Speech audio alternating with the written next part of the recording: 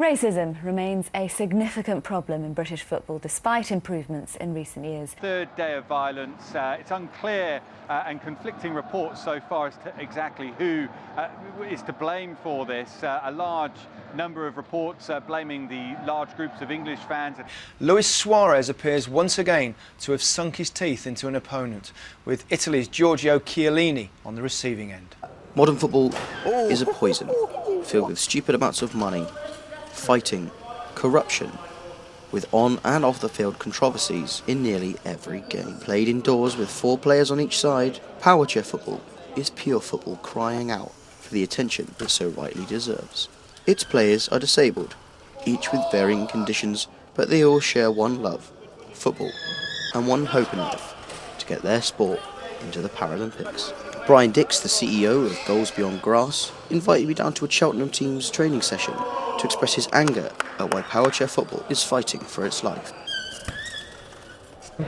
We found out that we may not get into the next Olympics after the next. So we're talking at least 12 years again now. And there's no real reason that obviously we can see why it shouldn't be included. You look at some of the other sports they've included and you've got to think, why? Yeah. But, you know, we'll keep pushing and we'll keep pushing. We're getting all the people involved, you know, not just in the UK, in Europe, in the world, you know.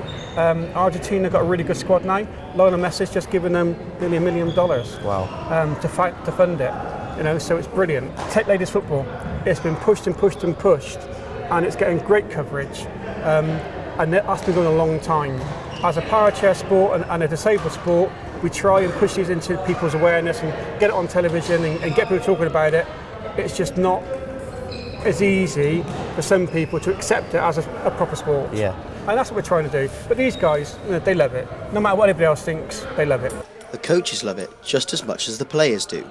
There's a real family feel as the coaches get involved with the sport, and I can really tell they all seem to love what they do. It's brilliant how you've got a mixture of not just ages but genders as well, and obviously the disabilities coming into it, but the genders is brilliant because obviously football is split male and female. Is that the case throughout Powerchair football? Is it mixed all the way up? Yeah, I mean, when I first started in 2014, we had 3 ladies playing for us. Unfortunately, you know, they do other sports, they go do horse riding, they go swimming, they play tennis, they're all involved with something, but we've always been open to all, age or sex, doesn't matter, get them all down here, get them playing. The players start from a young age. Here, Daisy's training Peter on what could be his first steps to the Paralympics. His mum was desperate to tell me the good that the sport has done for her son. So Peter's 4, is that right? 4.5. 4.5. And it's only his first couple of weeks, isn't it? Yeah. What does the sport mean to Peter? It just means that he can do different things, like wants to play football like his brother. He swims as well, doesn't he? Yeah, with his friend as he well. does swim with Charlie, and they do horse riding together. Horse riding, goodness me. But does he pay attention to able-bodied football on the telly? Like yeah, he likes playing football. Yeah. But he knows he can't play it, but he's quite excited to be able to play football, to be fair. But he's not disheartened that he can't play like his friends? He's been brought up that it don't matter he's in a wheelchair, he knows no different, so he's just the happy, bubbly boy that knows he's in his chair full time. The coaches often get into the chairs and play to help training sessions become more intense. And they, like Patrick, are really competitive. So I'm going to get into one of the chairs and actually see what playing Powerchair football is all about. Okay, so very simple. Okay. Just like a game control, but hypersensitive, okay? Yep. So you can literally do it with one finger. Okay. Okay? We'll put you on to speed 3. I wouldn't suggest going any faster. Yep. Because you want a TDX so it spins on the spot. Yep. Okay, let's go.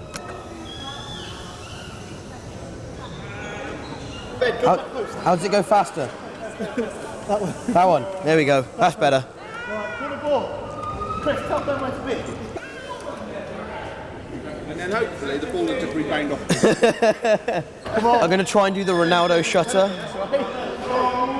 Bottom right hand corner. Oh, that was rubbish. Do over. I found that really difficult. These guys play with modified chairs that they use every day because they can't afford decent ones. Even 26-year-old club captain Michael Lydiot is struggling for funds. After posting on Kickstarter, Michael only received £20 in his first 4 weeks. We went to a local park for a bit of a kickabout and a bit of a chat so Michael could tell me a bit more about why he's struggling to obtain funds. I think disabled sport in general ain't considered important, and perhaps it should be, to get what I mean. Definitely so, yeah. I found it difficult when I was in the chair. It was very fast. I didn't know where I was going. There's a lot more to it than sitting in the chair and driving around, isn't there? Yeah, it takes a lot of practice. I mean, at first, when I first started, my mate asked me to come, and to be honest, I was just thinking, let's go and smash some chairs up, sort of thing. And, Which we're doing when we were playing. Yeah. But like the more I played, the more I took it seriously, and I am getting better, and I hope I can get better. What do you reckon will happen with regards to disabled football and safe standing and stuff? Because there's been a lot made of how Premier League grounds are unfit for disabled people. Yeah, they do need to improve. I mean, I've been to Cheltenham Town Football Club, and they actually asked my previous college to go and assess the accessibility there, and it was quite poor at the time, and that was about 7 years ago, so they might have improved it now, but everywhere in general needs to improve. Back with the club, however, there have been some good news. They recently received some funding, and Brian invited me back to tell me about a brand new purchase. So tell me about the new chair you've got from New Zealand. What's that all about? Well, made contact with a guy in New Zealand who's designed a chair specifically for football.